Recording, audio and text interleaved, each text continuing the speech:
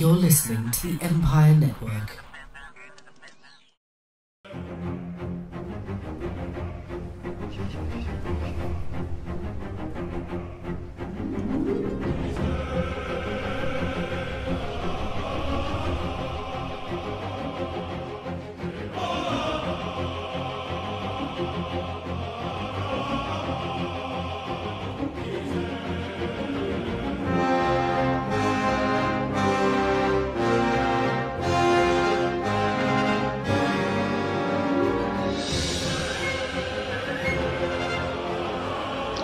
Good evening, ladies and gentlemen. It is Wednesday, January 6th, at the live recording of Star Wars Wastelands on Channel 1138.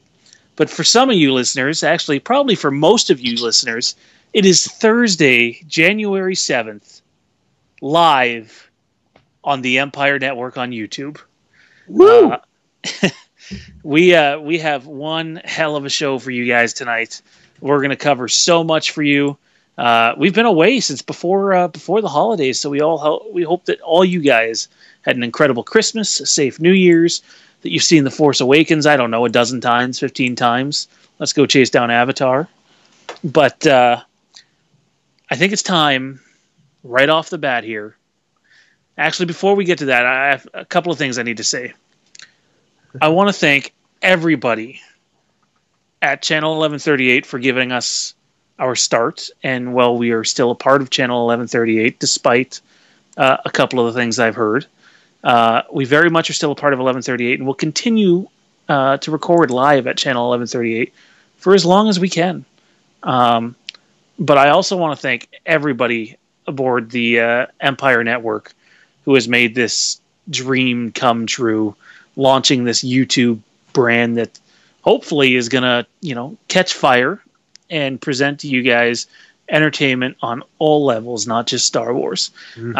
I want to take a moment to thank David Gramillion, who a lot of you guys know, big part of this transition, and he I can confirm this, everybody, with that Legacy of the ASC novel that was announced. I got my first peek into the beginning of that a couple days ago, and it is incredible. I cannot wait to show it to the rest of you. I want to thank Thomas. Thomas is the head of promotion here, or pardon me, the president of promotion for not only Star Wars Wastelands, but the Empire Network. And he has done a lot of work in getting us ready for this. I want to thank Mondo for being Mondo, and only one person can ever do that. I want to thank that. I want to thank Tony. It's Tony. Tony's a regular on Wastelands, and we assume that he'll be on in the future to come. I want to thank Fizz for being a pain in my ass. I want to thank Elijah, who I've known for a decade, who has come on board to be an admin at the Facebook group, The Future of Star Wars. That's right. We have a Facebook group now. If you take a second to type in The Future of Star Wars in your Facebook bar, and if you haven't joined it yet, join it. There's some great discussion going on there right now.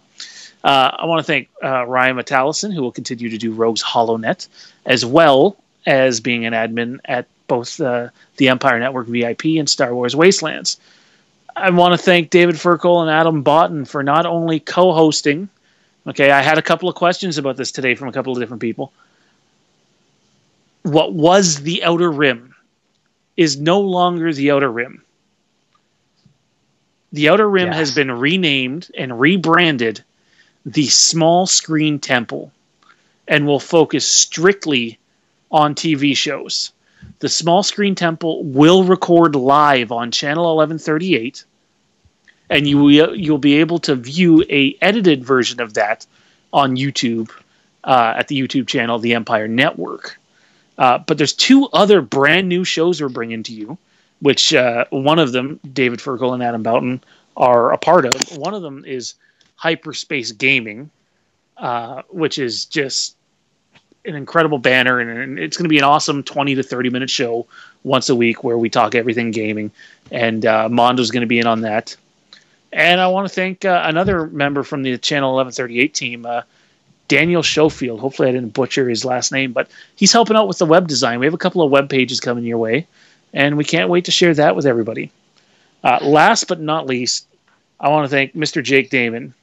We have probably worked this guy, pardon the pun, like a slave for the last 2.5 weeks or so while prepping for this change. Jake has jumped on board as not only the head of design, but he's also the vice president now of Star Wars Wastelands and the Empire Network. Without Jake, these changes are not possible. So thank you to Jake for that, and he has a lot more in store for you guys. The last show, which I haven't mentioned, is inspired by the guys from Collider Movie Talk, and it's going to be called Cinema Chatter.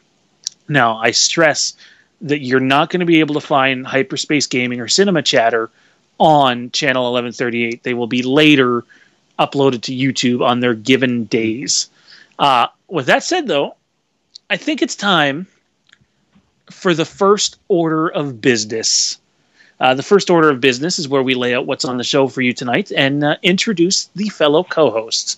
So for the first of many on our first episode here on the Empire Network, I'd like to introduce you to none other than the eating man himself, Mondo. How's it going, bud? Going pretty good. You excited? I am. This is a new start. It is. This summer sausage is delicious. Summer sausage, eh? Yeah. Unbelievable. Made a few words. Man, I had some lasagna in there, but it just dinged in the microwave. I hadn't had time to go get it yet. Wow. Introducing second, it's my longtime comrade, the man who has my back, who I wouldn't be surprised if he's aimed a couple of knives at it, when I frustrate him. More than a couple. McMahon, McFizzle Whizzle, what's up, bud? Oh, excited to finally be on the air with this brand new expansion. We're taking over now. Wait, McFizzle Whizzle? I'm sorry, I couldn't come up with anything. Did I hear that correctly?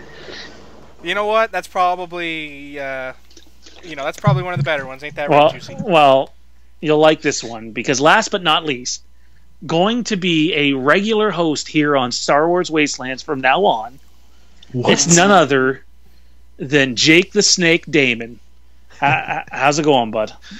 Great. This is incredible, dude. I can't wait to get started. We're setting sail here on something awesome, I think. It's certainly, in the words of Axl Rose, one hell of a monstrosity to try to contain. Oh yeah. No, everybody. There's a lot of moving pieces with this Empire Network thing, and we're trying to stay on top of it for the best that we can. And we think we have a lot of exciting stuff coming your way. Yeah. And I think one of the things we've got to stress is that we're going to try and stay consistent and give you good quality content. So I don't think you guys will be disappointed at all. No, I mean, we're still going to have fun on Wastelands like we do. We must stress, if you guys think you're staying up tonight for 3 hours with us, that's not happening. We're a 2-hour show now, maybe even less. The leash is on, guys. Jake is right about the quality of content. We want to bring you news, rumors, speculation. We're still going to have that raw sort of comedy feel to us because that's what Wastelands is. But speaking of content and new features and old features, I guess new to those that are just tuning into us for the first time on the Empire Network, but old to those from 1138, is tonight and every Thursday on the Empire Network, we're going to have a fanfare countdown. Sometimes it'll be a top 10, sometimes it'll be a top 5. Heck, maybe we'll do a top 100 one day when there's absolutely no news. Probably not. But tonight's top 5, and keep in mind, there's been a little movie that's come out since the last time we did this countdown, is the best lightsaber duels in Star Wars. Dun, dun, dun. There was a lot to choose from here, wasn't there, guys? Oh, there absolutely was. Yeah. Yeah, so you didn't even think about till last minute. Yeah. We didn't get done with this thing until 10 minutes ago. I don't know, until we're still not done with it. We made it, what, 6 out of 10? So, a third of this list is all sage, so expect some yelling from the rest of the panel. No, the third of this list is not. Everybody agreed to it. It wasn't an all sage list. Do we need to go at it now? Do we need to drop the gloves already in the first episode? 6, maybe 7. So there's a handful that are all you. No, it's just the top 5 today. Oh, well, see, you said top 10 fair to start the whole segment, so, you know... Forgive McMahon, he has his ear... Yeah, McMahon has his ears plugged again, as that definitely was not said. Wow. But we will continue here. Starting with number 5. You probably just seen it. Spoiler alert if you have not. Spoiler alert if you have not. Why are you watching this show?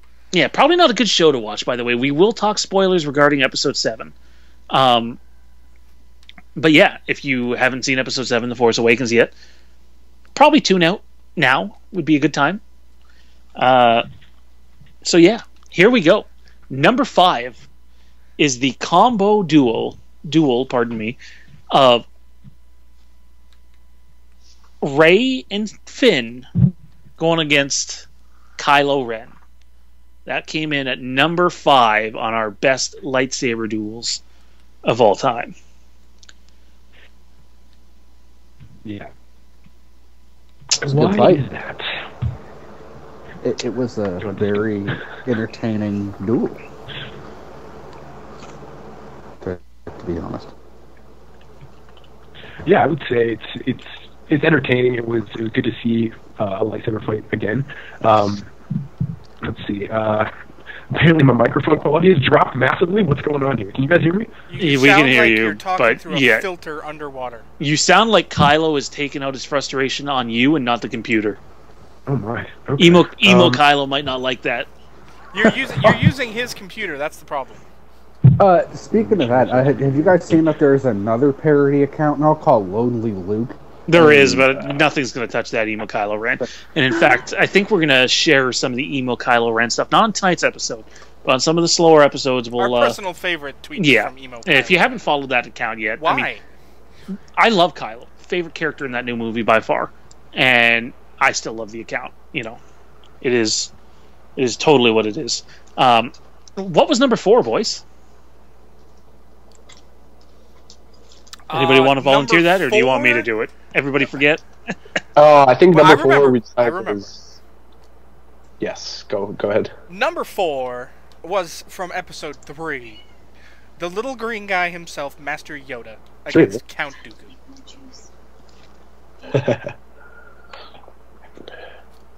That came in at number 4. Yeah. That was a I fun thought game of to that. watch. Last minute. It was... Did you just say Count Dooku? No, You know what? I actually did. He did. Yeah, That's I what did. I thought. But no, that is definitely number. Yoda versus Palpatine. Yes, just to clarify that number 4 is Palpatine, Yoda not Dooku. versus Darth Sidious. Right. Is number 4. Apologies, I had the Dooku fight stuck in my mind. I don't know why. Shout Awesome, out here too. on our live chat to the best one I've seen so far is from Ty Nelson. That's right, Mr. Jason Solo / Darth Kaitis from the Star Wars Legends Legacy of the Force fan film. If you haven't checked it out, check it out on YouTube. He said Luke versus the remote. What? That would be... That's pretty funny. That had to plug that. That's totally the Wasteland remote. style. Yeah. That remote didn't have a lightsaber. That's right. That's right. The definition of a lightsaber duel, it has to have at least 2 lightsabers. Coming in at number 3 was none other than that duel in Cloud City, Luke versus Vader in The Empire Strikes Back. Incredible, Iconic. iconic. Yep. Emotion. It is. That whole segment was, I mean, not just in Star Wars history, but in cinema history as well. Probably one of the most iconic segments in film. Oh, yeah. I mean, it would almost be kind of not right to have a top 5 and not have that in there somewhere, right? Right. I think a lot of people might even put that as number 1. There are definitely some. I mean, if you're gauging emotion plus, if you're factoring in all of the factors, it has definitely a case to be made for being number 1. But for pure action-packed, I think if you take everything, combined it all into an overall marking, that's why it gets number 3. If it was just based on emotion, it's got to be 2 or 1. Yeah. Coming in at number 2 is that duel at the end of The Phantom Menace Obi-Wan and Qui-Gon Jinn versus Darth Maul. As good as Liam Neeson was in that fight, Obi-Wan, aka Ewan McGregor, and Ray Park stole the effing show. When we seen that fight compared to what was in the original trilogy, it was mind-boggling. Say what you want about the prequels, hate them if you want, even though I don't. We all know McMahon does. We all know Gramillion does. He's not on the air tonight, though. You can't knock the lightsaber battles in the prequels. They're off the charts. They are, especially that one at the end of episode 1, because you have... And, you know, it's a lot... What's up? Just gonna say at the end of episode 1, you got the dual-sided saber, right? And that's something that, you know, we hadn't seen before, at least in films, and it was just incredible. I mean, the way that was done, and the way the whole battle was done, it was something that was new on multiple levels, right? Right. And then just the way that it ended, you know, it kind of had that kind of suspenseful ending. And it was really well done. Well, I'd say this probably would have been a good place to insert a drum roll. But since we don't have one of those, Jake put that in there. Okay, actually, give me 10 minutes. No, I get what you meant by that. Put it in for tomorrow, Jake. Or right now for you people that are listening on YouTube. What do you mean, you people? No. Number one. It's none other than Master versus Apprentice, Obi-Wan versus Anakin on Mustafar, Episode 3. This is the best emotionally, in my opinion. It's the best physically. It's one hell of a battle. I really thought you were going to go for A New Hope. No. Man, that's like the worst. Like, okay, I know the purists are gonna hate me for this. But the lightsaber duel, if you can't even call it a lightsaber, I'm sorry, it's not even a duel. It's like it's two old guys jabbing at each other. It's fun. It almost looks like, you know, George Lucas looked at him and said, "Hey, you grab this stick, you grab this one, and I want you guys to try to hit each other with them." Yeah. Oh, and I want you guys to do as little footwork as possible. No, I think that was just Alec Guinness saying, yeah, that's not gonna happen.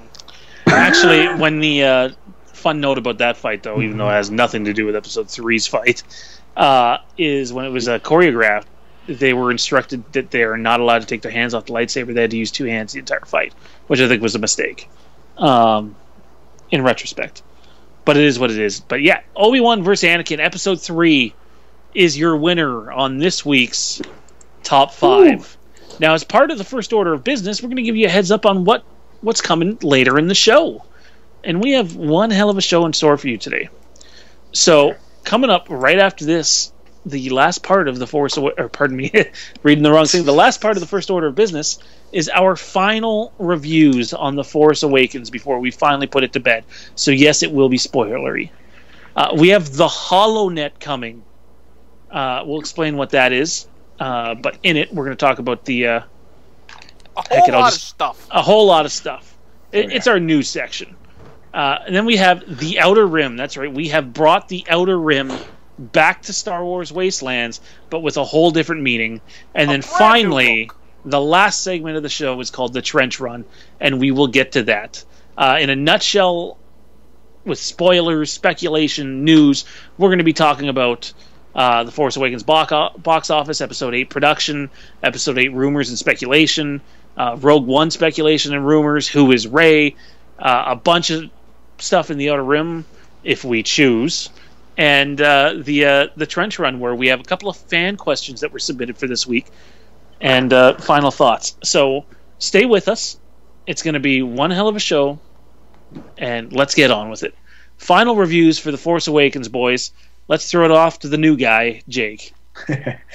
Well, I've seen this movie twice so far, and I think, you know, it got better the second time, you know, and I think a lot of people are saying that it gets better with each viewing. So I need to see it a third time, fourth time, etc. As soon as I get the money for that. But I pick out new things each time I watch it, and final rating for the movie, I'd give it an 8.5 out of 10, which is very high. And I know you guys are probably going to go higher, maybe some lower. I don't know what all of your opinions are. I think I know Sean's, but it's an incredibly fun movie. It's very good at its root. If it's just a movie, it doesn't even have to be a Star Wars movie, and it's a good movie. It's got a great plot. You've got great characters, great new characters being introduced. It's a Star Wars movie at its heart. And it's, like I said before, it's a lot of fun, and I don't think it can, be slammed for being a fun movie. At least, a lot of people went into this movie expecting it to be terrible, and what we got was not terrible. That's your review, not terrible. No, yeah. If I could reach all the way over to California from Canada, that'd be a long right reach. Now. Like I said, it gets better every time. But hand to chin. It's great. It's an amazing movie. I'll say that. It's an amazing movie. So we go from it's not terrible to it's amazing. Well, I guess that's a plus. Dude.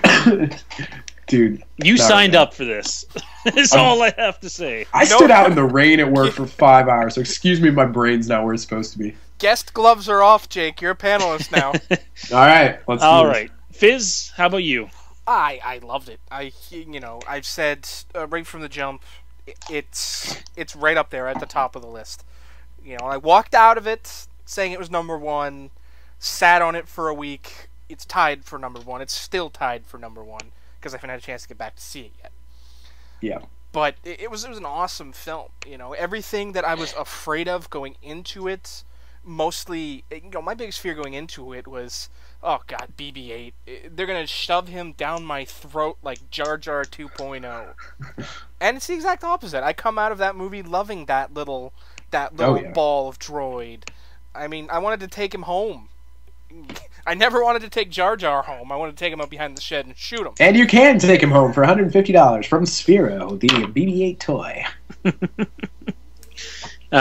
It's going to be... That cheap plug is brought to you by Jake Damon. No, everything about it, I loved it. I felt the chemistry between Finn and Rey was just amazing. And Poe, I mean, I expected a lot more from Poe and Phasma than we got, but what we got I liked. And, heading into 8, I clearly think they're going to be a much larger focus, so I'm excited to see where they go. I loved it. 9.2. 9.2? 9.2. I didn't think you would go there. I expected that from Mondo. I remember let's preface that by saying that Empire is a 9.2. Oh boy, here we go. Nothing gets a 10. Nothing gets a 10. Nothing has ever gotten a 10. 8.5 before. I recant that because I remember the first time I had seen it, I had given it an 8.5, and I bumped it up to a 9 the next time I saw it. So if that makes you happier. So the film that's not terrible got a 9 for you. It's an amazing movie. I just said that. I'm just saying the not terrible part is a lot of people were expecting it to be terrible, and what we got was definitely not. Well, they wrong. They people wrong. Totally wrong. Mondo, how about you? Man, I loved it. Unfortunately, I have only been able to see it the one time. It's not for lack of trying. Every time Lisa and I we go, they don't have two seats together. That's how well this movie is selling, and I mean, I think you a Star Wars fan or no? Sit apart, Mondo. You don't have to be together. And I think that speaks volumes. And I think that's apparent in the current box office success, which we'll talk about later. But I loved it. The movie had so much emotion. It was everything that we loved about Star Wars mixed with new things, mixed with the newer technology. And I think they did a really good job of gelling it all together. I love what Abrams did with it. I think he did an amazing job. And I love where the story is going. And I will admit, I was a little... I knew that I figured we wouldn't see too much of Phasma. but I expected maybe a few more seconds on screen with her. But Oh yeah. but as I've said before, I think that does set up for a pretty awesome episode 8. You know, to kind of have that build upon. So I'm not worried about it. There's still at least 2 more movies in this trilogy. Or there's 2 more movies in this trilogy, and hopefully many more to come. So There better be 2 more movies in the trilogy. I hope they don't pull the Star Wars Episode 9, Part 1. I don't want to see that. And then still have them call it a trilogy because it's Episode 9. The new Star Wars quadrilogy. I mean, I'd be okay with a quadrilogy. Just call it a quadrilogy then. yeah, or But it's Episode 9, Part 1, and Part 2. It's not 10 parts. And part 3. Oh man, I could see them doing it. Just saying, it's Disney in charge of that stuff now. The And Episode you know 9 what? trilogy. That truly, you know, and I know this is a little off topic, but that's actually become kind of a big thing in movies these days. But back to my review, I thought the movie did a really good job being humorous, while also being serious. I felt that the new characters that they introduced to us all, they were really heart touching in many ways, especially BB-8. And you know, I thought Rey and Finn, I thought they had great chemistry together, which truthfully is one of the things that I have said that I wanted was good chemistry with the characters, because it's hard to look forward to future movies if the characters don't gel together, right? And other than that, you know, I gave the movie a 9 out of 10. And yeah, I'm hopefully this weekend we're gonna go watch it again. I know that our AMCs here are doing a special. If you see it in the AMC IMAX on Sunday, you get a limited edition movie print done by, I forgot who did it, but it was some it's artist. it's the Kylo Ren Finn one. Yes, in the in the snow. Benjamin Hart, for our listeners on, everybody probably knows who Ben Hart is. He is the founder of the Star Wars Underworld, has pointed out in the chat here tonight that just give them separate titles and be creative. Yeah. Do Exactly. that, but then make sure you identify that this is no longer a trilogy and it's a quadrilogy. I wouldn't count out something like that. This is Disney now. I hope they don't do that, but it is what it is. My quick review of the movie. Sorry, Jay. I was just going to say... Oh, yeah, go ahead.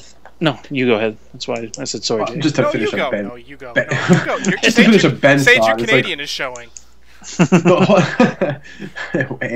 No, the trilogies. It's like the first movie. You start off with the beginning of a story, and then you have beginning, middle, end, and that's the point of a trilogy. You know, so like if you did do quote unquote, I don't want to say standalone movies, but if you just didn't call it a trilogy and made it a quadrilogy or a trilogy or whatever, and went on for, I mean, how do you know when is there a definitive beginning and end? What do you call it? I don't know. But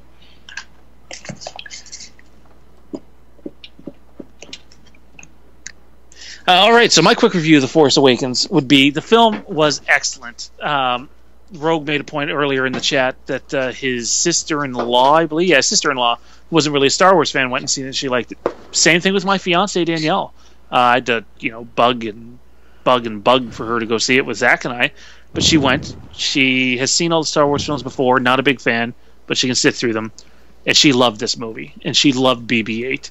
And she really liked Rey. She really liked the whole movie. And I think that's what this movie did. I think if you were introducing someone new to the Star Wars series who, and if you're not concerned with showing them in the proper order, this might be the best film to show them.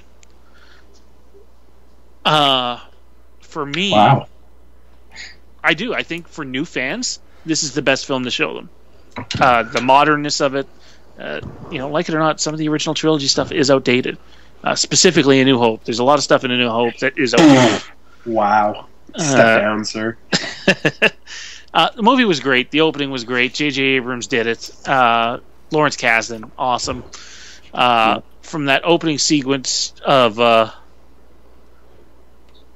Kylo cutting down Lorsan Tekka, and we did give a spoiler review earlier in the show, is just breathtaking. The way he says it, "You're so right." Boom. That's it. Done. He's done. Get out, Max von Sydow. You're done. It's over. Silence forever. But let me tell you something. His first minute or two in that movie, his only minute or two in that movie, stunning. Could not have opened it with a more powerful performance. He's a great actor. The chat is calling for a vote of no confidence in me as host. What? I will go Hux on every one of you. You don't want to be... what's that planet called? Hosnian Prime? Something like that? Hosnian Prime? Hosnian Prime, yeah. Hosnian Prime, yeah. Double check that with our source checker, Ben Hart. Yeah. Let's not go Hosnian Prime because that'll ruin part of our listener base. So, adverse effects.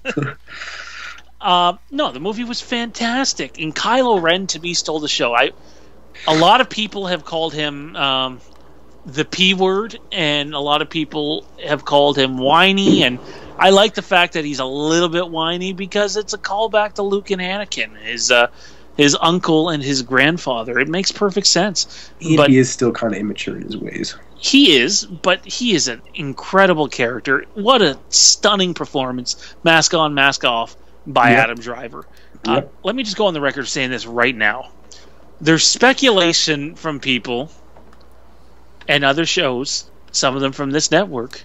This network is in channel 1138, just to clarify that. Go find that other show we're talking about. That seem to think Kylo's not coming back with his mask. Let me put on my business tie as a guy that runs a business in real life. Not only is Kylo coming back with his mask, that's my prediction. I'd bet house money on it. I'd bet everything on it. I'd bet the house on it. Whoa. It will be incredibly similar, almost identical to the mask he had in this movie. Why is that? He was the marketing for this movie. He was on everything. His image is incredible. And before people say, well, what about Darth Maul? You're right. Darth Maul, valid point. Darth Maul also had about 10 minutes of screen time and was never seen again until the Clone Wars. Exactly. Kylo Ren is not that.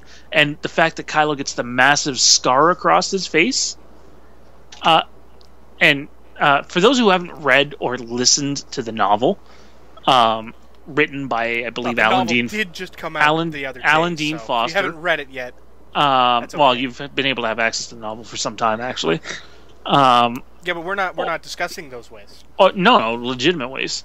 I didn't think the book was released until this past. And then there is the audiobook by the great Mark Thompson, who will be a guest on this show coming up.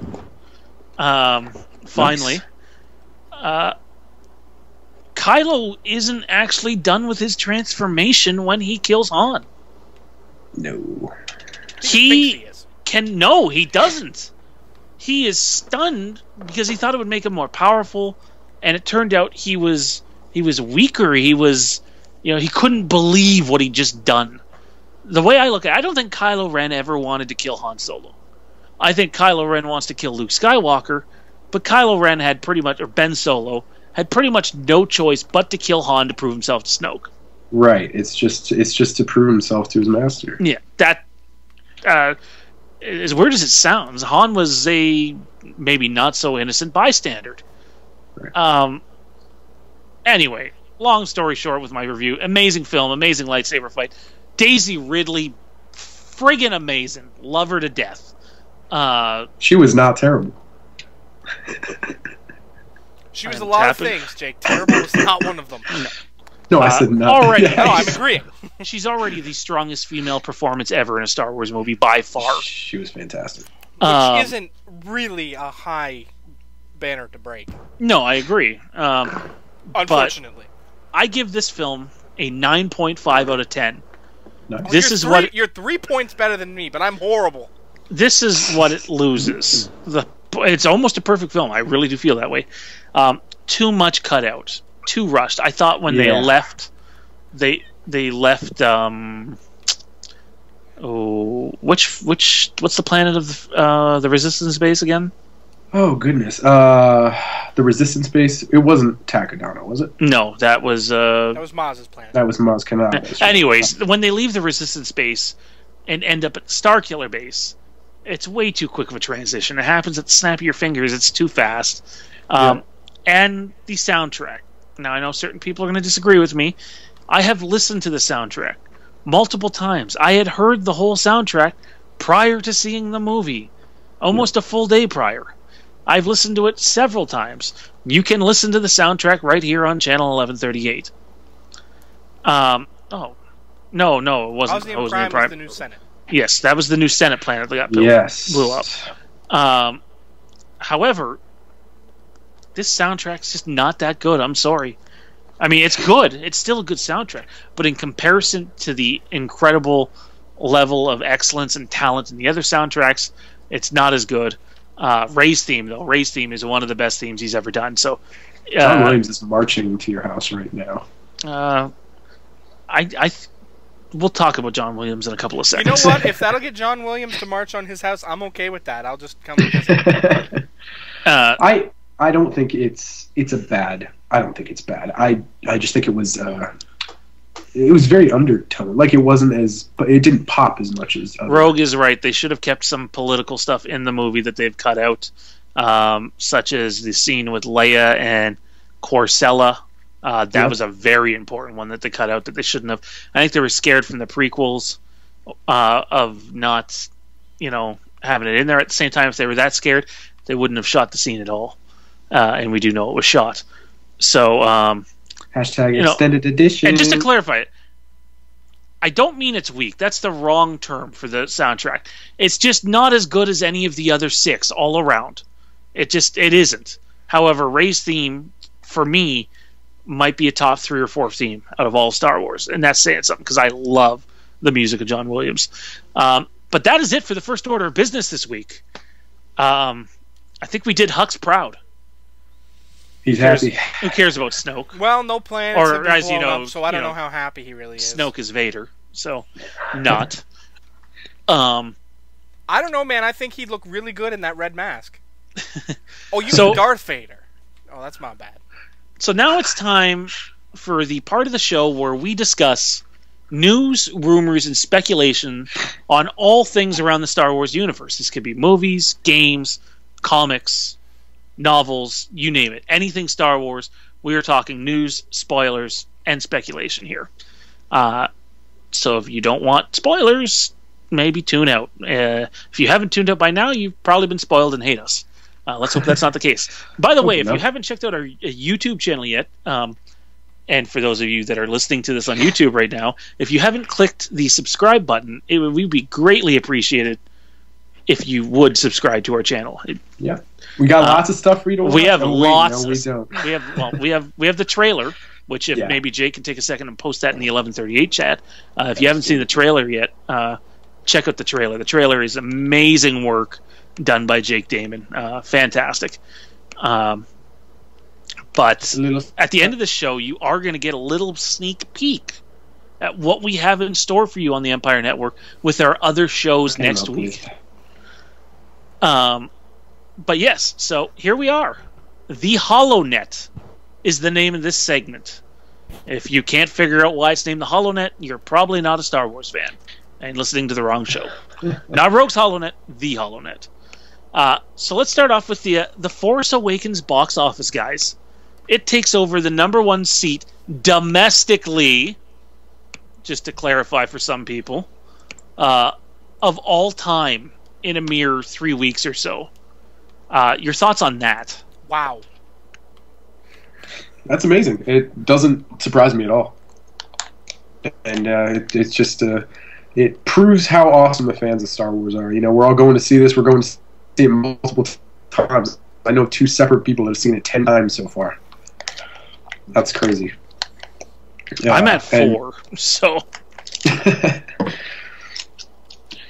I'm at 1. You guys make me feel like a plebe.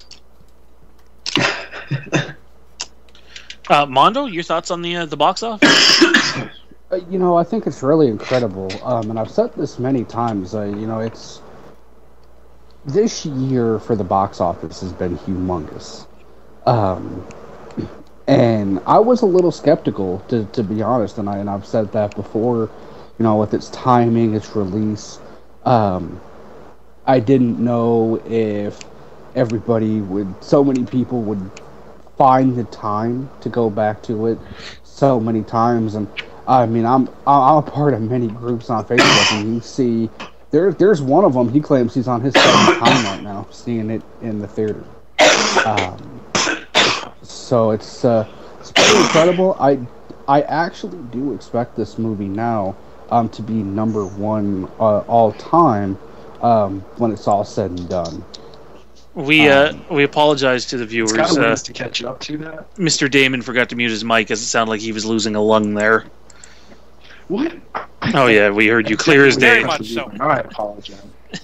I'm sorry, guys. I'm dying over here. I agree with Mondo. I disagree with Mondo. I don't think it's taken the all-time worldwide box office down. It has nothing to do with performance and everything to do with. It sounds like this movie's not going to be in theaters for as long as it should be. It's at 1.5 billion as of last night. Okay, it's possible that it might be around 1.6 billion by Friday. So you're still 1.2 billion behind. And for those that are saying, and I've seen a couple of posts from people, to this thing, China's going to push it to number one. China is not going to push this film to number one. It's not happening. Get over it. The biggest film ever in China is something like 390 million.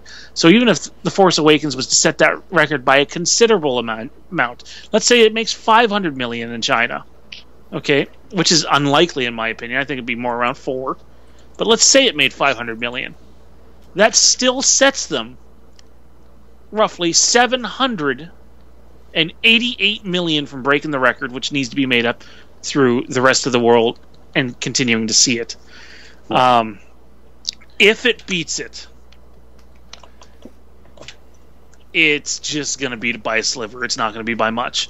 And it really has to do with the fact that Avatar had so much time in theaters, and I believe they're planning on, if the April release date for the Blu-ray is true, even though I still say May the 4th is the best date for it, if it releases in April, this thing's getting pulled out late March.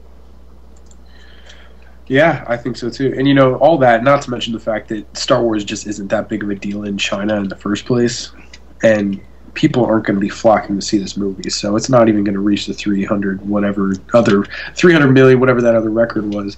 I don't think it's even going to come close to that. So what it comes down to, whatever little push it can get from China, and however much time it has left in theaters over here, and that's what we're looking at. So there's a lot of people that are saying, hey, it'll totally beat it. I mean, and I think that's just wishful thinking at this point. I've come around on that, and definitely at the beginning when it first opened, I was more optimistic about that, but as time goes on, I'm less and less optimistic about its chances of beating Avatar. But even second place is amazing. If you're talking about movies worldwide of all time, that's still something.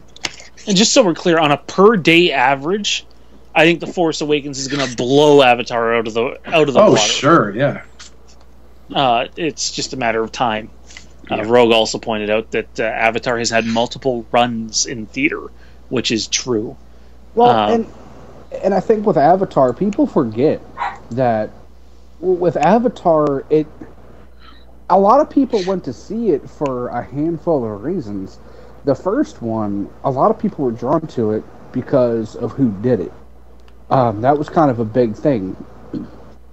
But the other thing was, it was kind of like, it was advertised as the best thing to ever see in IMAX.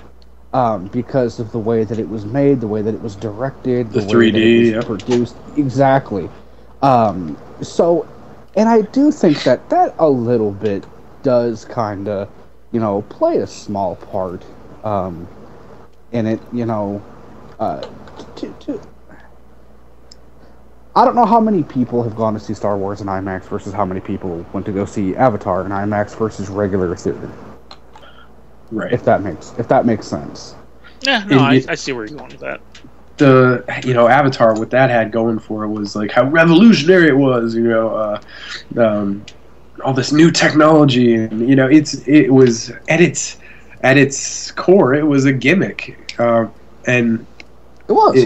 Star Wars just isn't that. So, I mean, yes or no, quickly around the table here, boys. Will Star Wars take over number one at the worldwide box office? We'll start with Fizz.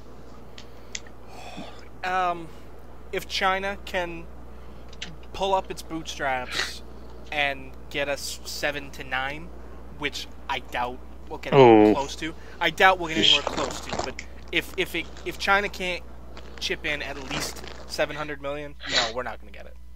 Yeah. Mondo. I think it will. I'm going to be that guy. I think. Not you. I know, right?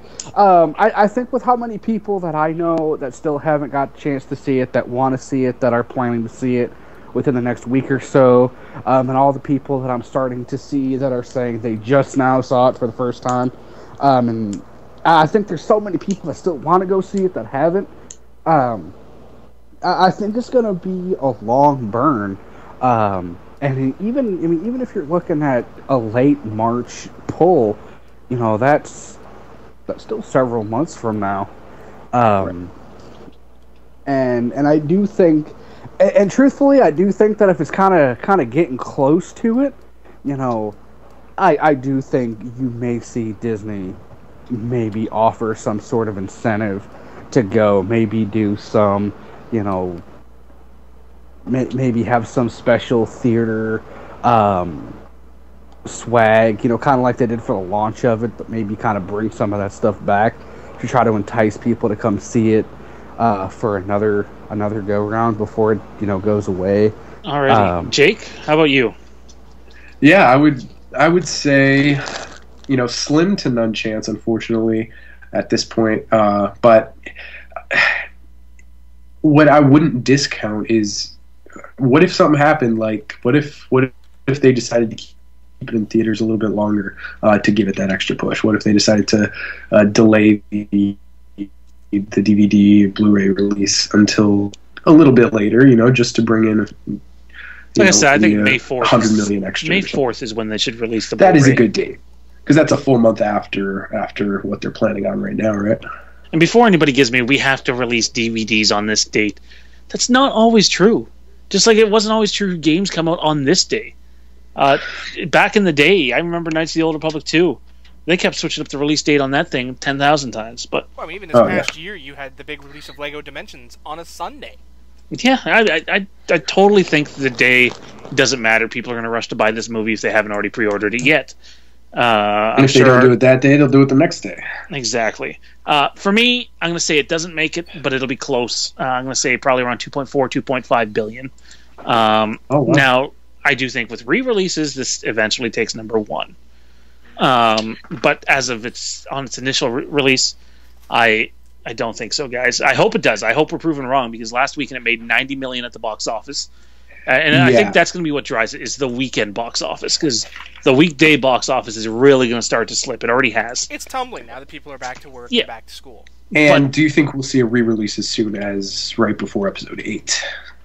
No, I don't. No? I think we'll get one right before 9. I think you'll see 7, 8, and 9 back in the theaters for a brief. No, I think they'll back in for a brief period before. I think they'll re-release it for about 2 weeks before episode 8, and then when you get 9, they'll re-release both of them. Re-release it with a director's cut. There, that'll get people back in. Throw 10 more minutes into the movie. See, I thought of that too. Is a lot of movies. I think that would count as a different total, though. No, it wouldn't, because the Phantom Menace. The Phantom Menace 3D, when it was re-released, gets added to the same total. Same with the Star Wars Special Edition trilogy. Cut of the film, other than the 3D? It wasn't. That's the thing. You're right. Like with it being a director's cut and additional 3D. additional content added to it, I think would count to a different total. Now, if it was just a straight it's the same cut, but we've added some 3D. Oh, the On special paper, it would editions be were a considered different cut. movie, right? Special edition had a couple of new scenes or the one specifically in A New Hope.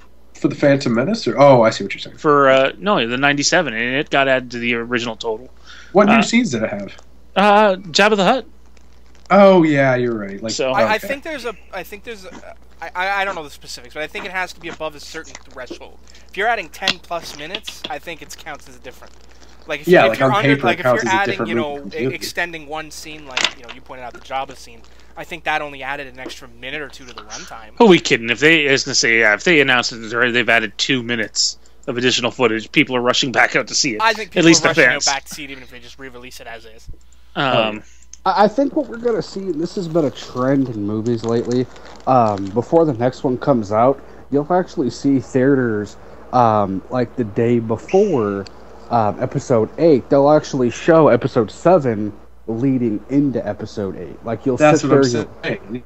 you'll watch Episode 7, and then as soon as the end credits for Episode 7 end, then that's when Episode 8 starts, and right. I don't know if that would count toward the overall box office total. I think it would. I mean, it could. I just want to point something out. That Ty Nelson's mentioned is that JJ said he didn't see a director's cut coming. Deleted scenes on the Blu-ray, but no director's cut. I should stress, even though I brought that up, I'm in total agreement with that. I don't think we're going to get a director's cut because I don't think Lucasfilm's going to allow it. They never have, and I don't suspect they ever will. Although, in a way, they kind of have with the special editions. I kind of think, changing around. But it's a little different when the owner is doing it. But anyway, let's move on to our next topic here in the HoloNet. So we're sitting there preparing the show last week. And I'm on IMDb. Now, this is just a report, but we're 99% sure it's accurate. And, I'm looking at the Episode 8, what's been confirmed and stuff. And it comes to my attention that, wow, Dan Mendel is not back for Episode 8. He's the cinematographer in Episode 7, did excellent work. I think he's received lots of praise. Would not be surprised if he wins an Oscar. But no, Mendel's not back.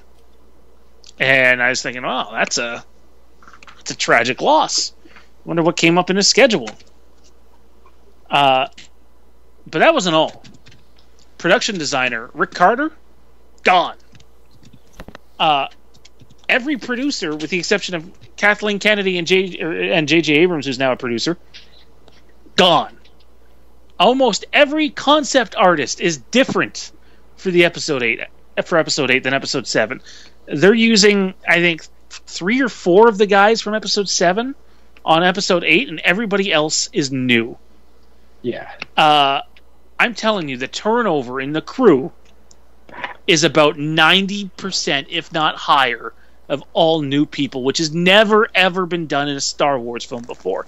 Now, I know some people might say that this is normal, it's because Lucas isn't involved, etc., which all could be true points. It still raises cause for concern for me. How about you guys?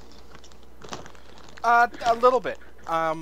You expect some I would turnover say between directors, but a mass exodus of 3/4 of the production crew is absolutely worrisome to me.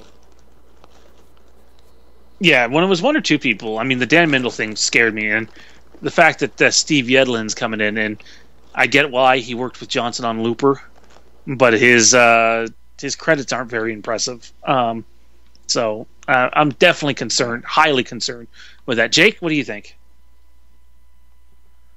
It's one thing to lose a person here or there. It's one thing to lose maybe a part of a department, bring in a few new faces. Okay, we're gonna have to cut Jake off for a second. To lose this many people, it's a little nerve-wracking. For nothing other.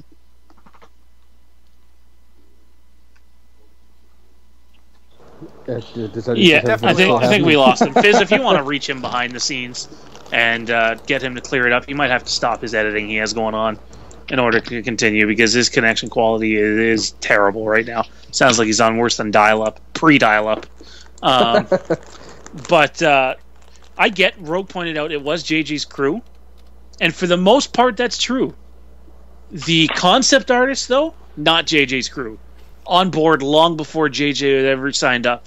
And there's a lot of concept artists, and to use almost an entirely new team it's never been done before in a Star Wars movie. You know, I expected the changes to happen between Episode 7 and Rogue One. But the changes between Episode 7 and Episode 8? Now, it should be pointed out that Lawrence Kasdan is quoted as saying, Episode 8 is going to be extremely different than Episode 7 and is going to be quite weird. That's a quote. Quite weird. From Lawrence Kasdan. And he also said, though, it's going to be amazing. That quote of the, it's going to be quite weird, that has me really excited for the possibilities of 8. Hello. I think we have Jake back. Nice. Okay. You want to finish what you were saying? Because we picked up about none of it. But I don't know what went on there. But yeah, I mean... Well, all I was saying is basically what you're saying. Like, it's one thing to lose one person. It's one thing to lose a few people here and there, maybe part of a department to bring in a few fresher faces for a fresher take on something. But this is...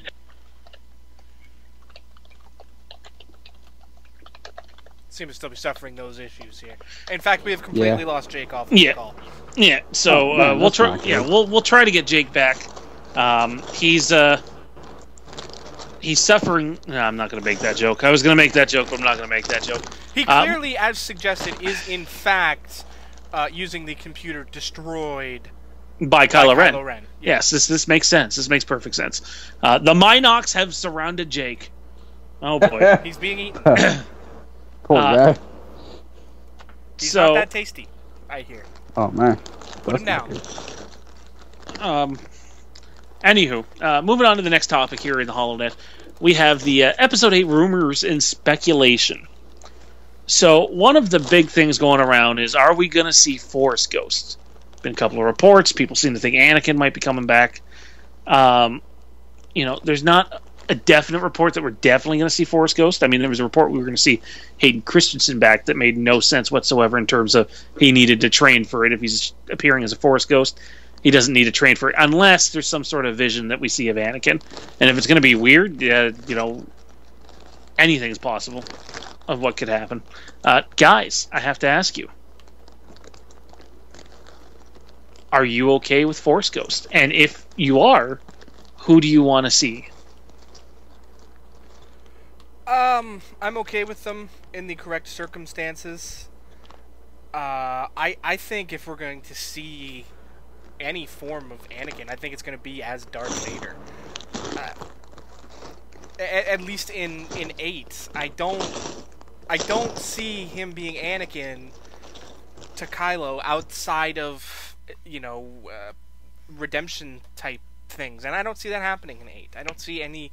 If he is redeemed, it isn't going to happen until 9. So I think we're going to get Force Ghost in 8. But if I had to bet on it, I'd bet on Obi-Wan appearing to Luke. I'm half with you there.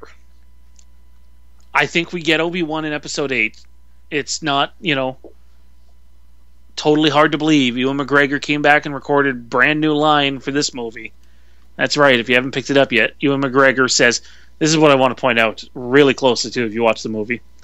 Is he says, I guess it's Alec Guinness that says, Rey. And that wakes her up from the vision. It's not till after she's come out of the vision does Obi-Wan say, these are your first steps. To me, that's Obi-Wan directly communicating with her. Rey, follow what you've just seen. Yeah. So there's that. I also think that it won't be to Luke. I don't think Obi-Wan's going to talk to Luke. And the reason for it is you'd have to get a whole lot of makeup. And not that they can't do that. It'd be hard to make Obi-Wan look identical to Alec Guinness. And then you might say, if it's just Obi-Wan similar to how he was in Episode 3 appearing to Luke, You know, you can say, well, why didn't he just appear like that earlier if he had the ability to appear how he wanted it to be? I've thought about that, and the only thing I could say in that, you know, the defense of doing an old Ben Force Ghost is, I think the fact that it is a Force Ghost, you could get away with doing a blurry enough image where just do a CGI face, you know, motion capture. Yeah, I mean, you could do it. Either way, it has to be Ewan McGregor in some way, shape, or form. Anybody else is just... I mean, if they wanted somebody else, they would have had somebody else come in and do the voice. Yeah. But I think we're going to see Obi-Wan's Force Ghost look similar to what he did in Revenge of the Sith, and I think he will be communicating with Rey. And the reason for him not looking old is because Rey's never seen Obi-Wan before. So how the hell does she know what he looked like when he died? So... I do, you know, bet my bottom dollar that for these years that Luke has communicated with Obi-Wan, Yoda, and Anakin, all three of them. That, or he's, you know, got a rock and named him Wilson. Yeah. George in the chat asked, any chance we'll see Leia ever use her Force powers or a lightsaber? Lightsaber, no. Force powers, I think we've already seen it, have we not? The closest we're going to get to that is her sensing Han's death. Right, I was going to say that, little senses here and there about things, but I don't think she's going to like force push anybody. I think we might get her eventually saying, I've got a bad feeling about this. Carrying on the tradition. Exactly. I don't see any sort of serious, you know, she ain't going to push anything. I don't think she's going to pull a pistol to her or anything like that. You know? No. It's going to be subtle at best. So there are the rumors about the Force ghosts that are going around. We have some, such as like the set of Skellig Michael is being rebuilt at Pinewood, which I think is possible, but I don't know if I buy that. Right. I don't see them staying on Skellig Michael very long in Episode 8, which leads me to my next question, which is speculation. To those in the chat, to those watching on YouTube, tell us your thoughts. When do you think Episode 8 is going to take place in comparison to Episode 7? Do you think it picks up right after? Or do you think that there's going to be a bit of a time gap? Mondo, what do you think? I think it's going to be maybe 2 years and, you know, forward or, you know, after Episode 7. It's not going to pick up right away. That would make very little sense. But yeah, my guesstimate's 2 years. That's my final answer. All right, how about you, Fizz?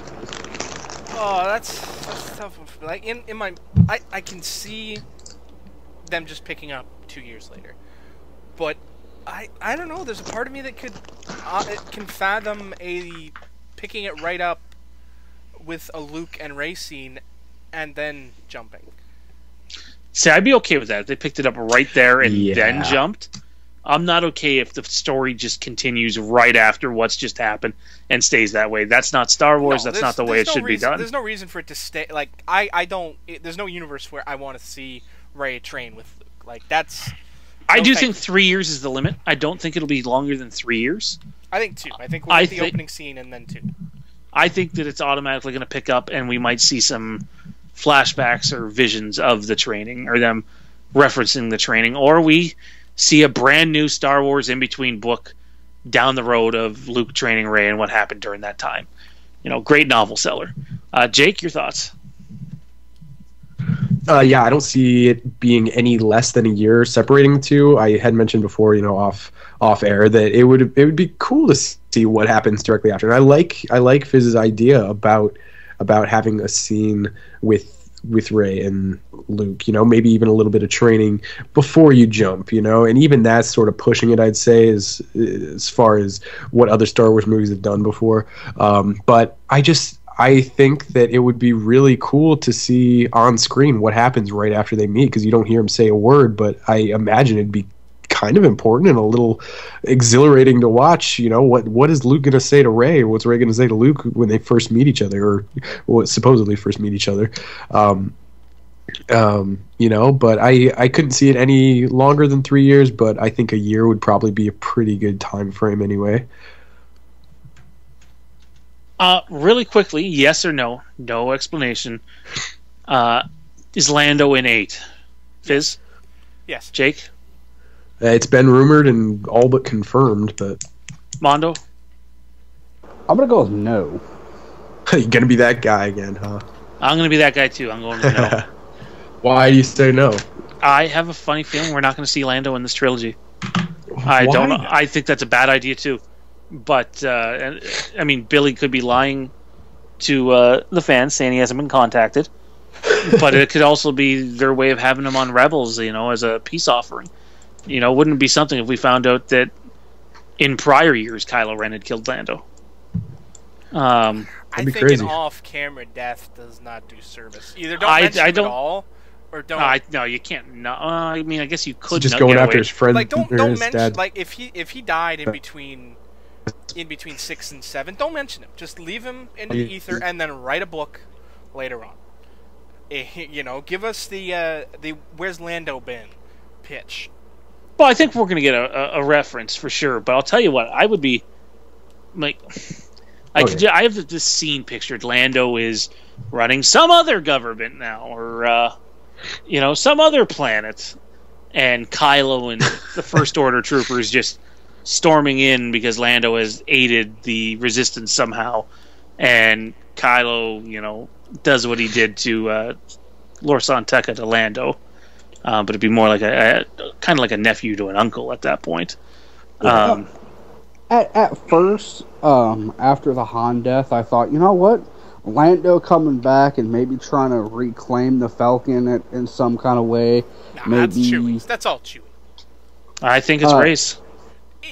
Yes, but Chewie is still. They're not kicking Chewie out of the cockpit of the Falcon.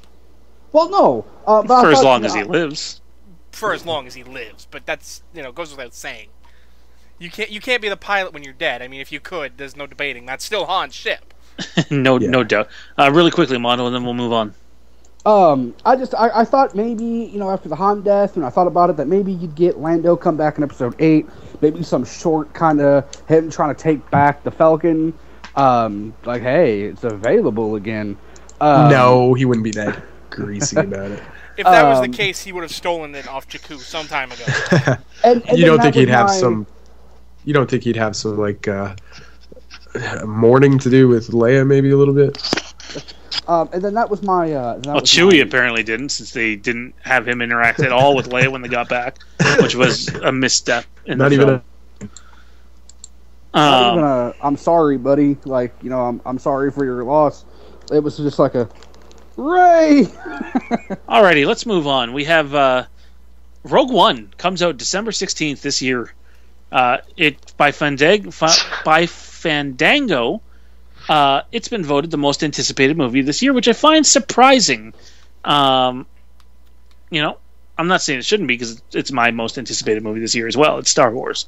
But there's rumors that, now I don't have it in front of me, but either the teaser or the trailer would be in front of Captain America Civil War. If it's the teaser, that is a long time to wait for the first teaser, not just in with what The Force Awakens did, but even with what Revenge of the Sith did. That's a long time away to have your first teaser from when the movie comes out. I would think. Well, what's the release date of Civil War? Is it not May? When we posted the article, it was the trailer. Trailer makes sense. Okay. I think your teaser, you might see with Batman vs Superman. Yeah. Since Star Wars did the same thing with that. If they're waiting until Civil War to give you the trailer, I actually think we'll see the teaser at Super Bowl. Huh. I heard Dominic Jones, head writer of Star Wars Underworld, mention that on, I believe, the last episode of SWU, that he thought that... especially if they go balls out and pay that exorbitant fee to get that commercial break right after the second quarter ends, but before the halftime act starts, because those are the most expensive commercial block, because the fact that's when you have the most eyes on it. You've got those people who just watch for halftime, and then there's everybody else who's watching the whole game. So there's a theory going around, staying with Rogue One, that what if Mads Mikkelsen is playing a younger version of Lor San Tekka? I've seen this play out a little bit more.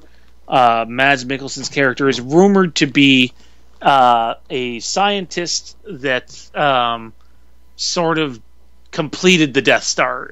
The Empire was having problems with it, and he sort of came in, cleaned it up, and was doing the process of completing it. That's reported by Making Star Wars. I will say this. That is a direct steal from the old EU. Anybody who doesn't think so needs to go back and... he's playing Galen, though. I suppose... Do we know that Lore is a real first name? Well, I was going to say, all we knew about Adam Driver was he was playing a guy named Kylo Ren, right? Yeah, I was going to say, it could be Galen Tekka. Come on, Ben, get with the times.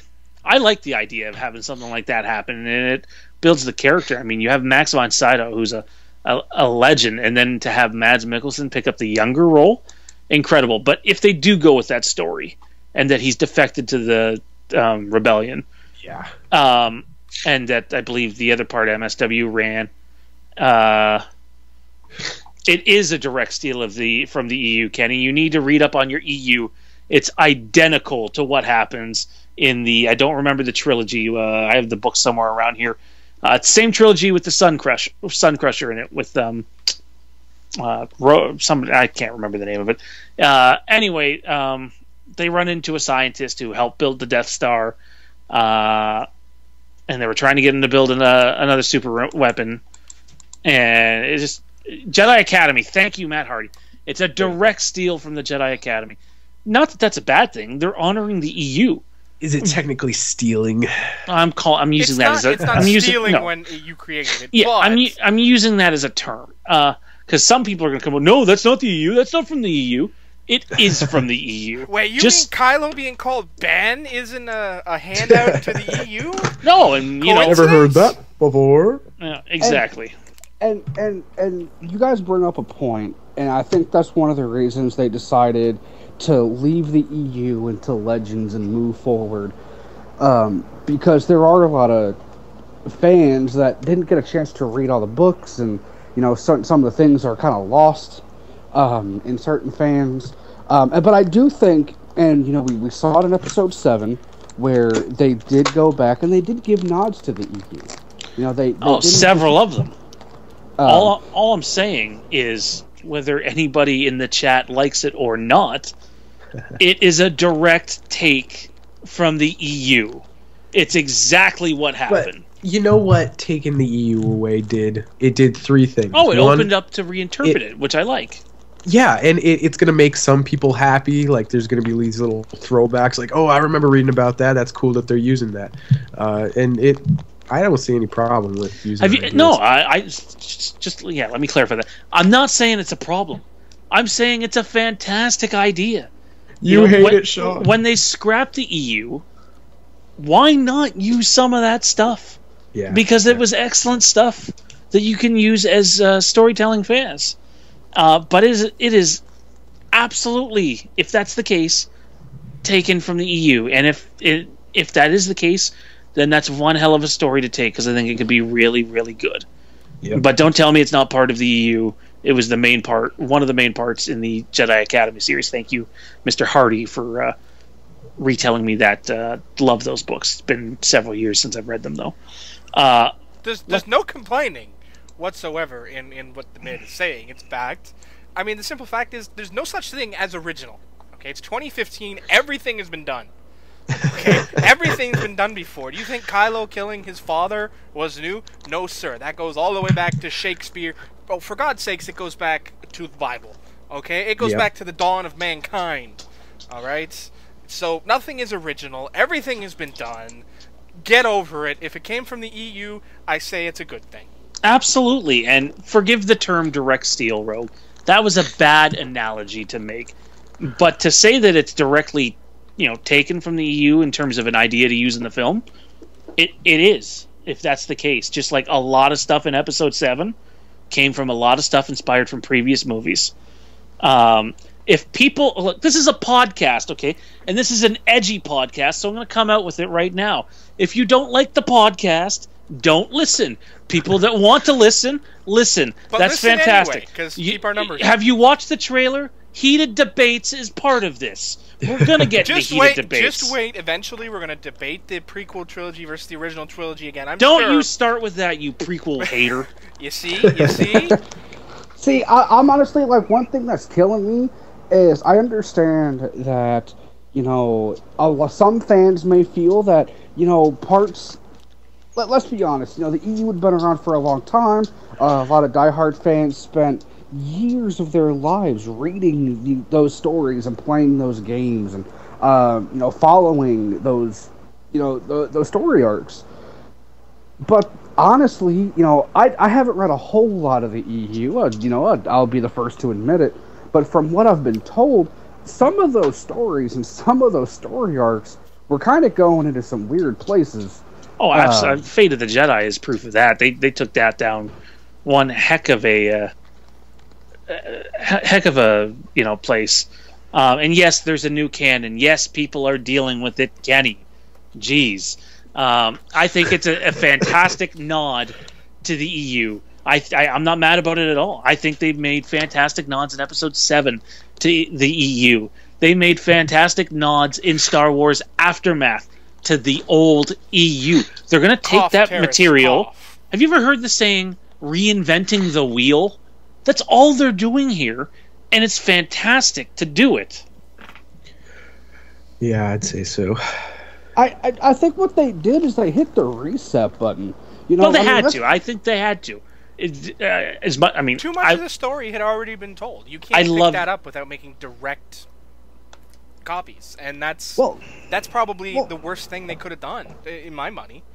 Well, that, and like, think about this: if they had kept the old EU, then all these, we'll just say that the casual fans, you know, that they play the games, they've watched the movies, they've read some of the books, but not all of them, and then they follow all of those to a T. They sit down to watch this movie, and there's things happening, they have no idea what's going on.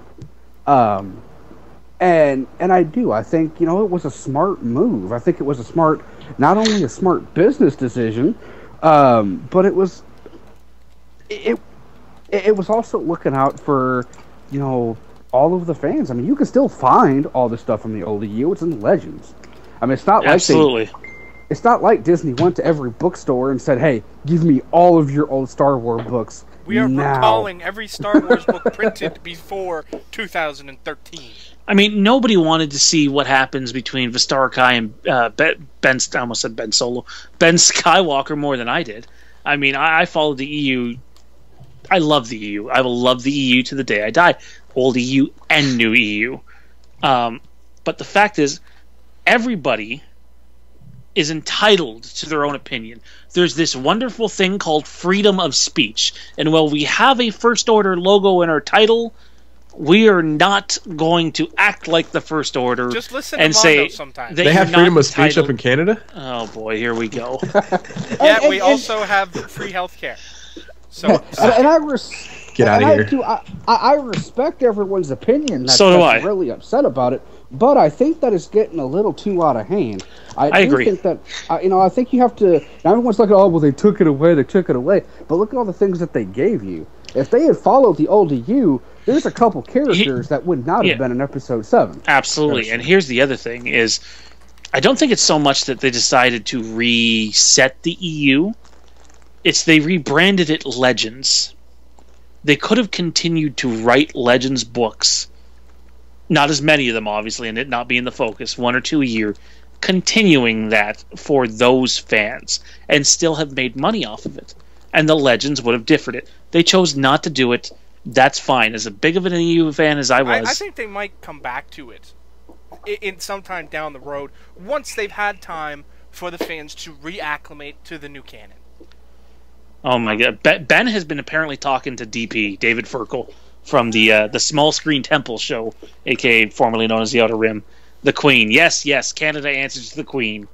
For all of you that don't know that, we have no reason to badmouth the Queen. Why badmouth her? God save the Queen. She sits over in her palace in England and lets us do what we want over here. We didn't have to throw tea into the ocean to make our point. I'll tell you what. I'll But we did, and it was awesome. I'll say this and then we'll move on. Kenny is right in saying that the EU needed to be reset, and I agree. It had to be for doing what they did, or else, quite frankly, if you came out 40 years later, it wouldn't have, with all these changes, it wouldn't have sold like The Force Awakens sold. It wouldn't have. There would have been too much that had happened. People would have been like, "Where's Chewbacca?" They would have. He dead. He dead. So's Jason and Anakin. We need to move on, though, Mondo. We will touch back on this. This is not the last time we've talked about the EU. No, we will touch back on the Legends next week. This is a fantastic topic to come back for heated debates. Absolutely. Last but not least, okay, for this part, this is the really last part, in-depth part of the show, is who is Rey? Big speculation. Who is Rey? Is she nobody? Is she somebody? Is she Jar Jar Binks? Nobody knows. Well, I hope if she's Jar Jar Binks, she needs to tell me the name of her plastic surgeon. My favorite one is she's Anakin reincarnated. Oh, gosh. Yeah. Oh, gosh. Yeah. You're not buying into the she's actually Anakin's sister? I'll be honest with you guys. Some of these fan speculations, man, they're getting way too out there. Well, you know what? I like it though. That's what Star Wars is, though. That's what this movie's created. You literally legitimately have people believing that no, Snoke is not Plagueis because Andy Serkis said. Well, Benedict Cumberbatch wasn't Khan, guys. Yeah. Now I do. Rule 1: they lie. I am in the category that he's no longer Plagueis. But that's not what we're talking about. We'll save the Plagueis discussion for next week's show. Or the week after. Or the week after that. Yeah. Whenever we can get to we'll come back to it. Rey. Who is Rey? Theories and then answer. Jake, you're first up. You're batting leadoff, man. All right. I guess, Strike one, you're out. Shut up. He gets 2 more strikes before he's out, okay? Come on. If I had to put my money... Will you guys shut up so I can tell you who Rey is? Jeez. How dare you speak to Mondo like that? Are you telling us you know something we don't?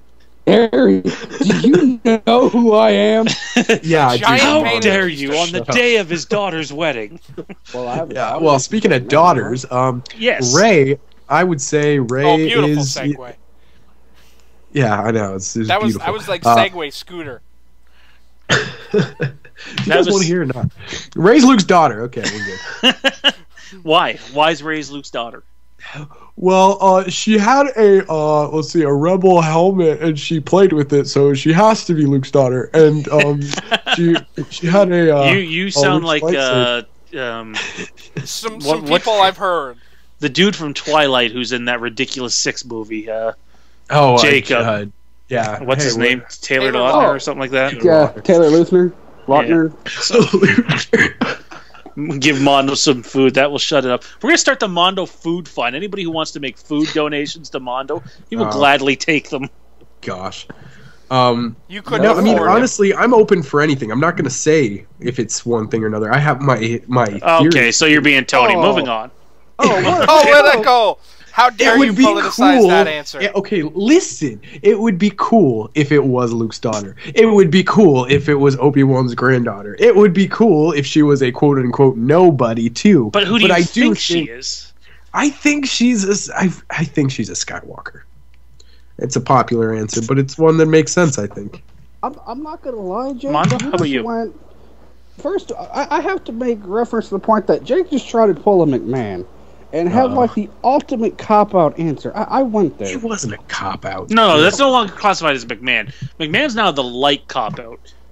Tony, who you can hear on Geek Talk on Channel 1138 every Tuesday at 8 p.m., is the ultimate cop-out when it comes to these things. He likes everything equally.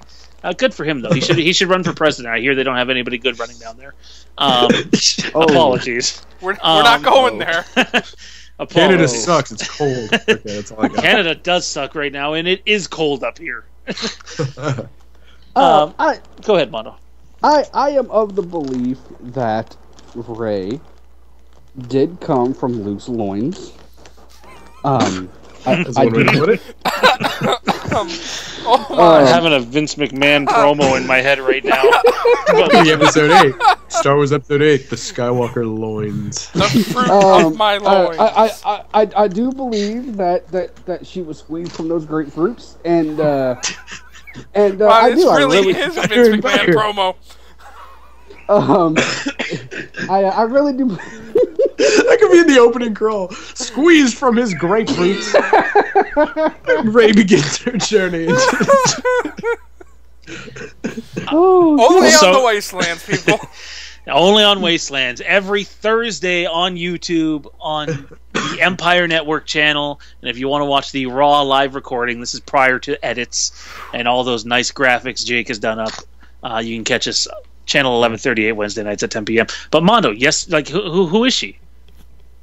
You came from she's definitely Luke's. I say she's definitely Luke's daughter. I mean, there's a little bit of evidence that could be found through the film. I think there's a lot of evidence, but yeah. Well, I was trying to be polite about it, but screw being polite. I know, right? With the day That's our job. We're Canadians. We're the polite ones. You guys are the mean ones. I didn't mean that. It was a joke. Calm down. But no, I do. I think that I'm like 95% certain that she is Luke's daughter. I'm anxious to see at what point they reveal that to us. If it's something that they kind of get out of the way quickly in Episode 8, like they got the Han Kylo relationship out of the way early on, or if it's something that they're like, hey, we're gonna mess with these people. Yeah, that's what we're gonna do. Fizz, I believe you have a different theory. 5% sure You know it's what? Luke, I and then do. you're 5% sure it's. Let's hear your theory, buddy. Somebody else's I think she is Rey-Wan Kenobi. Rey-Wan Kenobi. Kenobi. That's her full name, Rey-Wan Kenobi. No, So her name is Rey-Wan. You forgot the Is she hyphen. Hispanic? Is she You Hispanic? forgot the hyphen. Does she run a taco shop? No, I'm positive she's Obi-Wan's granddaughter.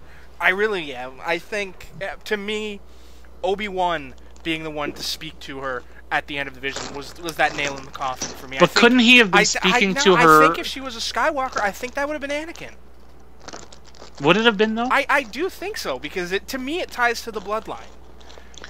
Anakin might have already fudged up once with Kylo or Ben, for all we know. Could you imagine that? Anakin screwing up again. Man, and to think he was the chosen one. Rey equals Snoke. That's it. You heard it first. Rey and Snoke, they're never seen on screen together, are the same person. Benjamin Hart. I'm never seen on screen at the same time as Snoke. Does that mean I'm Snoke? Could be. Yeah, it does. I mean, if you go by what people are saying, Snoke could be Darth Vader. Snark. Good old Snark. Snoke's the Prince of Snark. Yeah, Tony Snark. My only thing to what McMahon said, though, about Obi-Wan reaching out, well, if Luke is, dealing in grief and out on this, the first Jedi Temple on, what is it, Octu? Bless you. Sorry, the name of the planet, Octu. Bless you. What a stupid name for a planet. I'm sorry. It sounds like a Not sneeze. every time. Not every time. Oh, every time, Jake. Every time. From now until the end of time, every time somebody says Octu, I will say bless you. I might say Gesundheit on occasion, or God bless you. What? How did they name that planet? Was J.J. Abrams falling down a flight of stairs? And just, Simply put, somebody sneezed in the writer's room and they were like, "That's it." That's it. No, it's quite possible. For me, I think Obi-Wan could have been reaching out, saving Luke's butt again. He knows that's Luke's kid, so why not reach out? Even if it wasn't Luke's kid, Obi-Wan practically by himself saved the Jedi Order. Yoda lost her fight, her fight. Wow. God, Yoda. You got Maz Kanata in the brain a little too much, buddy. Hey, Maz and Chewie images. Maz and can Chewie we not images. have those images? Hey man, that's where Ewoks came from. I finally just scrubbed those images out of my head. You know right now there's a Rule 32 forum just dedicated to that, right? Oh man. Just enjoy those thoughts. For me, Rey is Luke's daughter. It hints it several times in the novel. We get several hints that Kylo knows who she is. And Rey is Yoda's kid. Adding more theories sense. there, Ben. Does that mean that she gets to be a little 9? too Resemblance. tall? And she's definitely yeah, not green-skinned enough. I have a question though. Yeah. How did Chewie not rip off Maz Kanata's arms? Well, very simply, she had a very important organ in her hands.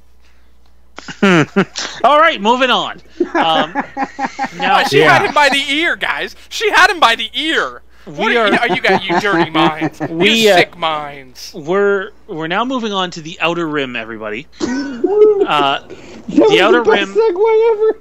The Outer Rim is a part of the show again, but not in the format it was before. The Outer Rim format this time was heavily inspired. Well, we'll let Jake Damon tell you.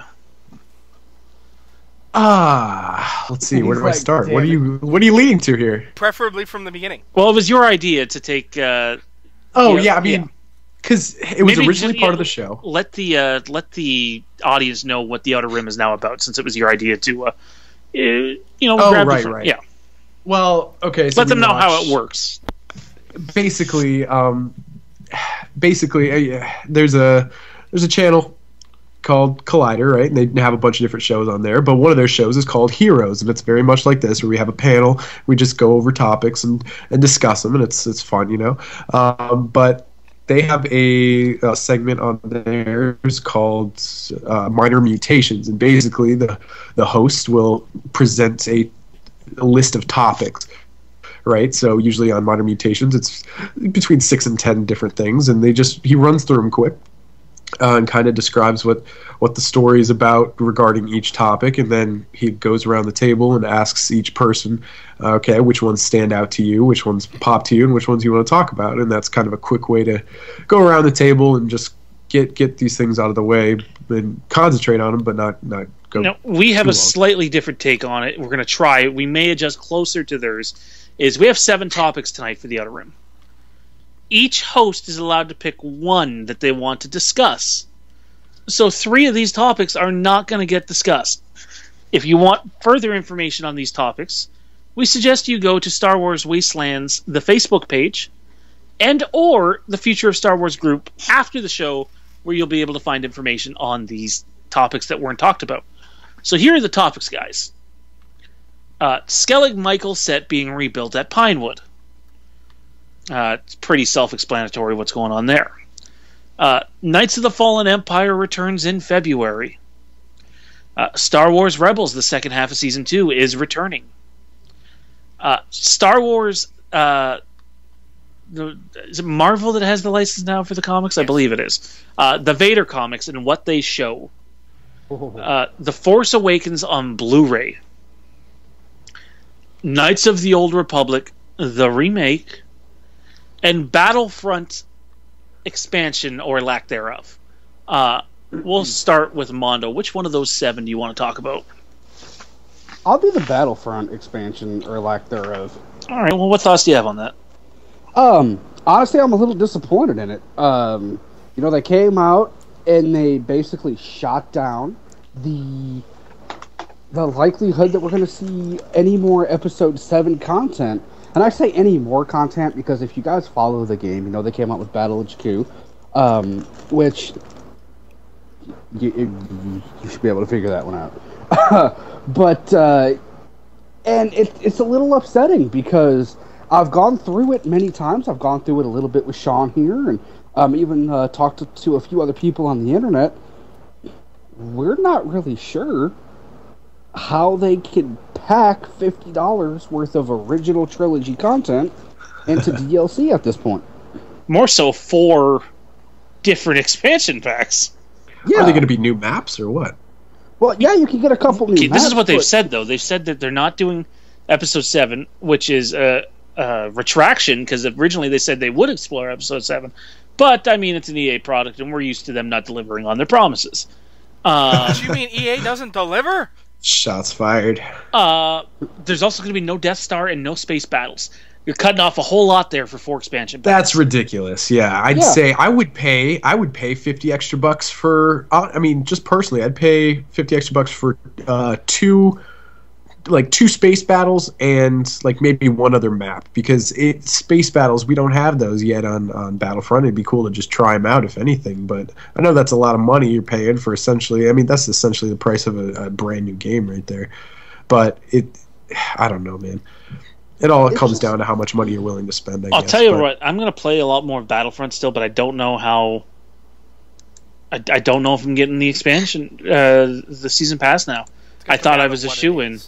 The one thing they haven't said is ruled out, though, interestingly enough, is Rebels. Really? In a way, though, they kind of did. I don't think they did. I think they ruled out Clone Wars. They didn't rule out Rebels. Well, in the tweet that everybody got ruling out Episode 7 from, is they said that their team has been focused purely on the original trilogy. I don't know what else they could add. I mean, you got Bespin. Did they directly say that it's a possibility will include a Rebels map, or did they just not mention it as something that they wouldn't have? They just haven't brought it up at all. Okay. You have... I doubt that's what happened. I mean, it's possible we could see planets that were talked about, but we didn't actually see. Dantooine. Bespin, we did see that there's no map for yet. Dagobah, even though nothing takes place there, other than Yoda and Luke. And then there's the 4 hero characters who, if I had to bet, are probably Obi-Wan, old Obi-Wan, and Ben Kenobi and Chewbacca. I know Chewbacca seems like a waste of a hero character, personally. But if they decide to go the Lando and Chewbacca route, I'm going to be very ticked. Mondo, it was your topic. Last thoughts on this topic, and we'll move on to Jake. And you just nailed it on the head, man. I think what they've done is they've limited so much of their content, and I think that they've truthfully taken a game that's already got a stigma for not having a whole lot of content, and they've run with it. And I'm highly disappointed. And yeah, next topic. Jake? All right, I'm going to go with the Force Awakens Blu-ray just because it comes out on my birthday, April 5th. And, I mean, as far as the date it Wait, is that out, confirmed? I thought that we had only seen one site say that it's coming out this day, and nobody else back it up. Oh, really? Everybody's sticking to the early April, and that's just the presumed... Maybe Ben reported on it and actually called it a rumor on Star Wars Underworld. Oh, if it is April 5th, that's disappointing that they're rushing it out. Yeah, that's what I was going to say about it. It's like, it seems a little too early to me. I mean, any other movie, I guess I wouldn't have a problem with it, but just because it's Star Wars, I'd like to see it in theaters. Don't get me wrong, I'm going to get it, and I'm going to love those deleted scenes. Oh, heck yeah. But just to really quickly on the deleted scenes, because we didn't touch on them tonight, we're saving them for next week. The deleted scenes is, there's believed to be between 20 and 30 to 35 minutes of deleted scenes, of full scenes. You're not getting them all in the first Blu-ray. Sorry, guys. You're going to get maybe half, and the rest will be saved. What a bummer. I think we'll I get could be about wrong, 20 minutes of it. But we could be surprised. What they've done. Pleasantly surprised. Just saying. McMahon. I've got to go with the Knights of the Old Republic remake. Your thoughts? I like the idea of it. I do. I mean, I would love to sit here with the Xbox One controller currently in my hand and play that story over again in full glorious HD. It's maybe some added content stuff, additional story or something. But I'm afraid of it. I don't want it to tarnish the original experience, which is my big fear. And quite frankly, I'd just rather a new one altogether. Yeah. I haven't played any of it, so I have no idea. The one thing I would say is, what if it's a testing ramp for a new one? I'd be okay with that, as long as, that's... Like I said, I don't want it to tarnish my memory of the original one. So it would have to be a full-on, port. They can't cut anything. Everything has to be there, from the swoop bike racing to the, even the combat system. I wouldn't think they would... that one bit. See, that I believe was rumored they'd be changing the combat system. I'd be okay with changing it to a newer type platform, like, to make it look nicer, similar to like a Dragon Age, graphical interface. I'd be okay with changing the look of it, but I don't want it to take that turn-based system away. See, I think that's what you're going to get, and the reason I think that is because the reason, they would be remaking it would be to kind of appeal to the newer generation. And unfortunately, a lot of today's gamers, they don't have the attention span or the patience to deal with a turn-based game. Final Fantasy players beg to differ. There aren't any Final Fantasy games anymore that are turn-based. I mean, there hasn't been one in quite a while. I mean, they just they came back out with Final Fantasy X for the PS4, but like Final Fantasy 15's not turn-based. When it comes out, doesn't mean it should be. Oh, I agree, it should be. Look at those as also some of the lower-selling ones of the franchise. Right. But I think it just goes to show, though. I mean, for whatever reasons, selling some of the longer games. I mean, yes, you can argue Fallout and stuff like that, but selling some of those longer games where you have to focus more on them, it's become kind of a harder sell. Does that mean the audience intelligence level is going down? I don't think it's the intelligence level. I think it's honestly attention span. The generation that grew up playing those games have they've grown up. They've got other things going on now, and they see I'm not going to have time to play this game, so I'm not even going to. Hate to cut you off, Mondo, but we got to keep moving on here. We're almost out of time for tonight's show. Mine is quite simply the Darth Vader Marvel comics. You need to remember that the comics are now canon. It's a part of one exclusive canon. True. Okay. In these comics, spoiler alert, go out and buy them. They're something special, and I haven't bought a Star Wars comic in quite some time. Especially Kanan. I really enjoy Kanan.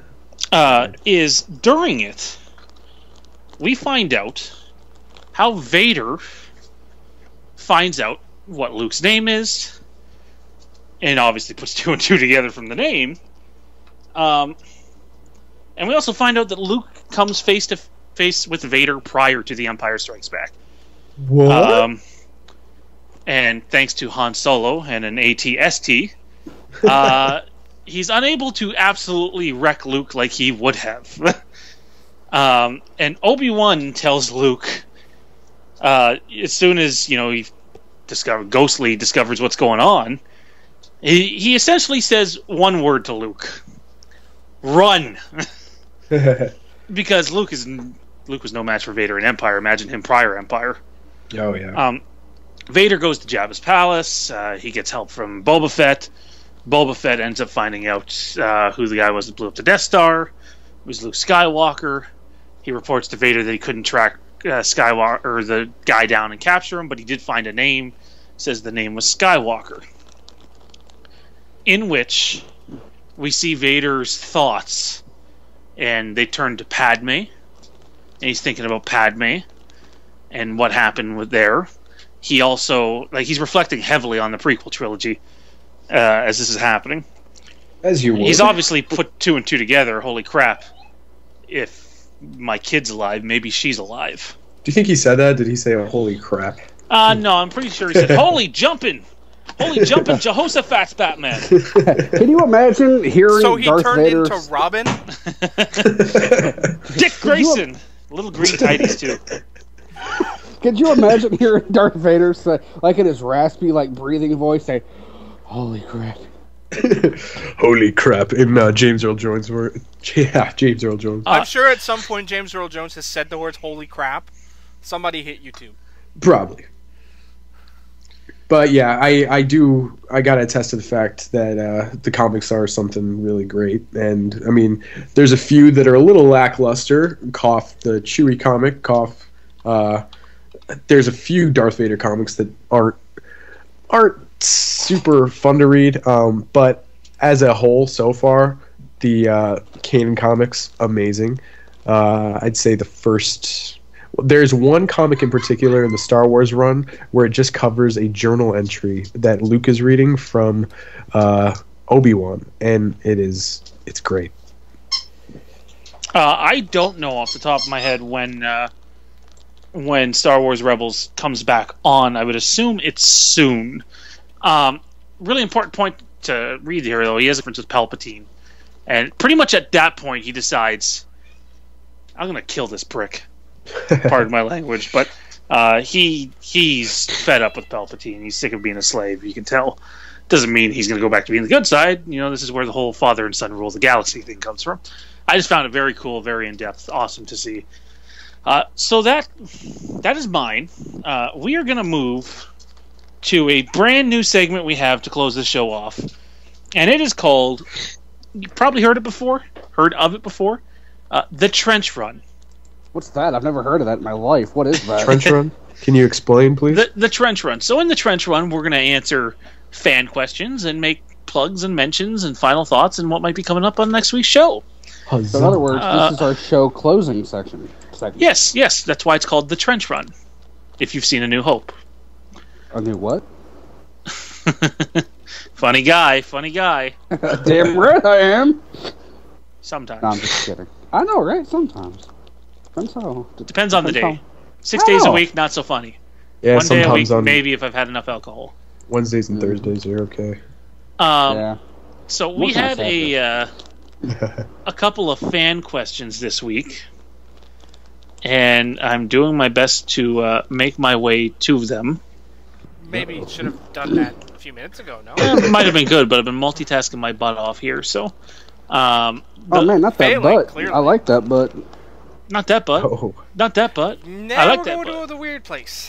WKUK there. Yeah, still the weird place.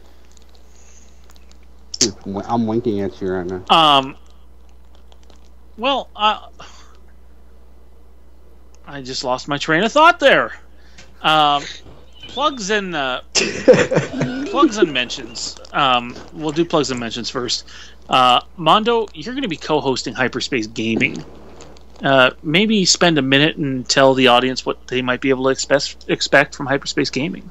Man, Hyperspace Gaming is going to be awesome. So if you guys haven't figured out, gaming is like my cup of tea. Like, that is my forte. And I'm really excited about that. We're going to talk about many things. We're going to do top 10 countdowns. We're going to talk about upcoming news, upcoming games, maybe kind of go over some retro news, maybe even kind of give you guys some gaming facts and history that maybe you didn't know. And of course, our own personal opinions and reviews on new games, old games, and everything in between. So I'm really excited about that, and I really hope you guys tune into it on the Empire Network YouTube starting next week. Heck yeah. No, for sure. Fizz, you do the now small screen temple. For those new listeners on YouTube, what can they expect from that show, and what does it cover? Well, we'll cover most things on your television screen during the week. We do pay a much higher emphasis on shows that the panel actually enjoys to watch. But that said, if there is a show that our listeners... What are some of those shows? Well, I was going to get to that. Oh, my bad. I was cutting you off. I'm pretty good at doing that. I was going to say, if there's any shows that our listeners enjoy watching that we don't cover on a regular basis, hit us up on Facebook, Twitter, wherever. Let us know. We'll try and, if we know a thing or two, we'll make sure to cover them. But the topics that we tend to cover in most detail, things like The Walking Dead, the DC shows on the CW, Arrow, Flash, and now Legends of Tomorrow, Agents of S.H.I.E.L.D., Supernatural is one that Sage and I will spend great detail talking about most weeks. Absolutely. And, yeah, pretty much anything else. We also cover things like, we cover the Shondaland shows with specific emphasis on Scandal. Also, Quantico, Blind Spots, a whole bunch of other shows. And we do have Smallville review, where we're going on to season 2, where we're joined by a special guest, Kenny, who joins us for Smallville. You also have the other two shows, Cinema Chatter. We can tell you right now, the topics for the first Cinema Chatter next week is going to be Indiana Jones 5, a brief review of The Good Dinosaur, and what to expect from the future of the Halloween series. They are the three main topics at Cinema Chatter. Hyperspace Gaming, we've taken a combination of things. The first episode, we're going to give you, the first two episodes actually, we're giving you the top 10 most anticipated games of this year, but also the top 10 best games from 2015.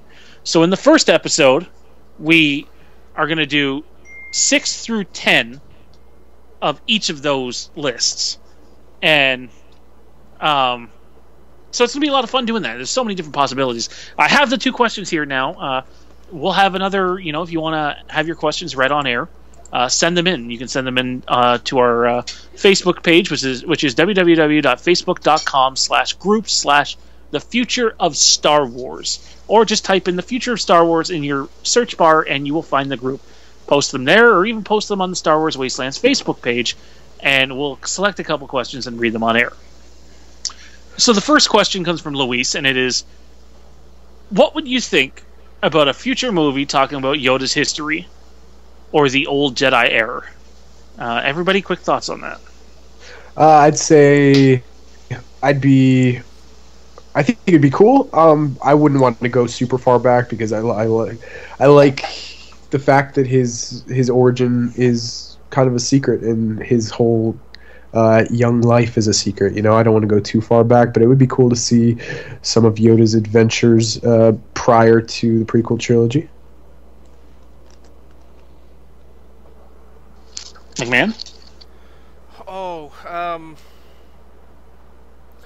I don't know. It's hard for me to say going forward what I want to see. I don't really know what I want to see. Yoda, I'd love to know more about the little green guy. He clearly has a very extensive history to rise to the level he did inside the council. I'd like to know more about that, but I think that's more book series. Mondo? Oh,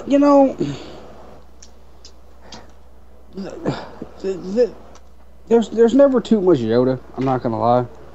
But I don't know. I mean, I think we're at a point in Star Wars right now where I'd like to move forward instead of keep going back and looking at stuff in the past. I mean, I know that we've got a few things coming out, but I don't know. I'll throw one out there for you. I'm not big on a Yoda history movie. I believe his youth should remain a bit of a mystery. You want to explore his youth. Do a Yoda novel series. Explore it that way. But I'll tell you what, I wouldn't be against if Yoda did instruct Count Dooku personally, seeing a young Count Dooku and Yoda. I don't know how that would, I don't know if that would be a big sell or what, but probably not. But I'm okay if it doesn't happen. Old Jedi shows, you're going to get an Old Republic movie at some point, and it will likely be starring Revan. They'll probably take some things and twist it, but that's my guess. And the last question was from Thomas. Do you think we will ever hear about the first Jedi Temple? Anybody want to touch that? I think we're going to in this new trilogy, perhaps. Luke is on, that Skellig Michael Island is rumored to be where, I don't, is it confirmed yet? I'm not sure, but where the first Jedi Temple is. I believe that's what, I don't think it's confirmed, but that seems to be what most people are thinking. I thought it's at least on that planet. I'm not sure. I thought the script confirmed it. Okay. Did it? Okay, well, possibly. Anybody else have anything they want to add on that?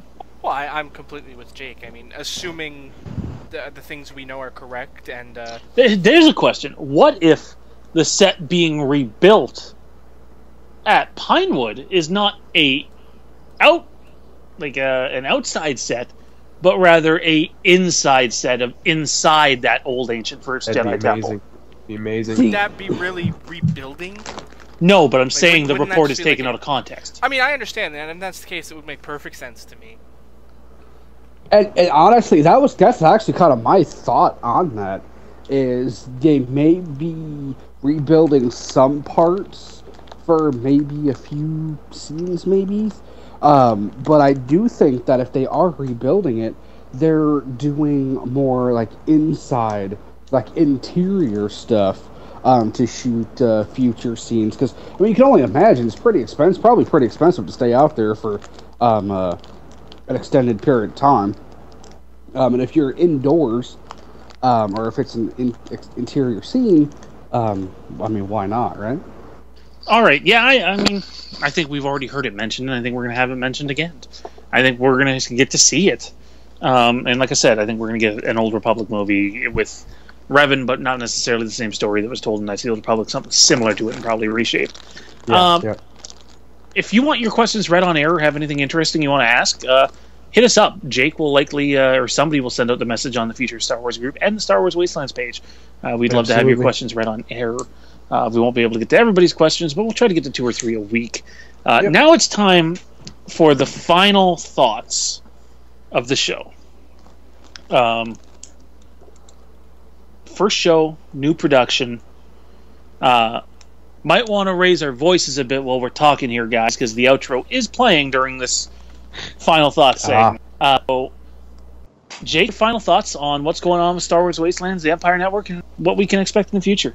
Yeah, I mean, like I said at the beginning, we're setting sail on something new here. We're putting a lot of work into this new project that I think has a lot of potential. You know, what it comes down to is, does it have the passion and the heart that it needs to have longevity? You know, and that doesn't just come from our end, that comes from your guys' end. And you know, we can only put so much work into this. When it really starts to get rolling is when you know, the listeners, whether it be on, you know, channel 1138 or, you know, like the Mixler or on YouTube, which I'm hoping is where we get a majority of our listeners. It's going to have to be, you know, it's a big platform. I think it has a lot of potential. Like I said, we're going to strive for consistency and quality, so you always have something to come to. You know, the way I would like it to be eventually is if we had something to put up every day, you know, if we divvied up the work and had something more responsible for each of us, you know. But like I said, it takes a lot of work, but it's a lot of fun. I've had a blast so far working on stuff and can't wait to see where this goes. Awesome. Fizz? Oh, this has truly been a phenomenal experience. I can't wait to see it go forward. I think there's absolutely a lot of things we can bring through the Empire Network that we couldn't bring you before. You know, now we've got Cinema Chatter, we've got, you know, the Small Screen Temple and Hyperspace Gaming, and, you know, Wastelands moving to this platform. You know, there's so much more we're gonna bring going forward. You know, there's a lot of space out there yet for us to discover, and I look forward to discovering it with all of our listeners and subscribers, and hope you all stay with us. Well said, my man. Mondo, minute or less, bud. All right, man. I'm really happy. You know, it's been really exciting. I look forward to being able to interact with our listeners a little bit more and bring them a little more a variety of content, right, between the different shows. I do want to thank all of our listeners who've helped get us to where we are. You know, there is a core group of you guys, and we wouldn't be here without you guys. And I look forward to, you know, all the hard work to come. I mean, it's just getting started, and there's a lot more to come. Yeah, I want to thank everybody, and I mean, it starts with the guys at Channel 1138 for giving us the platform.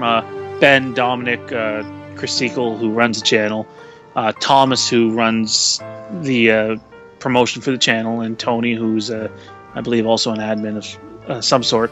I want to thank everybody there for giving us the platform to perform this on. No, we're not leaving Channel 1138. It's just the show is, you know, produced for a Thursday YouTube show. We're still going to record here as long as we're welcome. We'd be remiss if we didn't thank everybody involved in this project. Everybody, every single staff member, a part of Star Wars Wastelands and the Empire Network. The amount of work that these guys have put in the last 2 weeks to come live tonight is simply astounding. You might not think it's been a lot of work. It's been a ton of work, and you're only starting to see the first little bit of it. I thought Ben would like the outro tune. I can't hear it. And most of all, we thank the fans. There's going to be so many of you. I mean, the trailer has already gotten over 200 views. I get it. That's not a ton. It will pick up. It was just a trailer. You know, our audience will grow because it's YouTube. It's our job to produce a quality show with the content that you desire. So thank you to everybody involved. Tune in next week. We're going to talk a little bit more about the Star Wars DVD and the cutscenes and episode 8 news and everything you could imagine. Thanks Mondo, thanks Jake, thanks Fizz for joining us tonight. Don't forget, next week you can catch Hyperspace Gaming, Cinema Chatter, The Small Screen Temple, and Star Wars Wastelands on the Empire Network. Don't forget that you can also catch a whole bunch of shows on Channel 1138. Check their website for the show listings. And most of all, thank you to all of our fans out there for tuning in tonight, for tuning in Thursday. May the Force be with you. Always.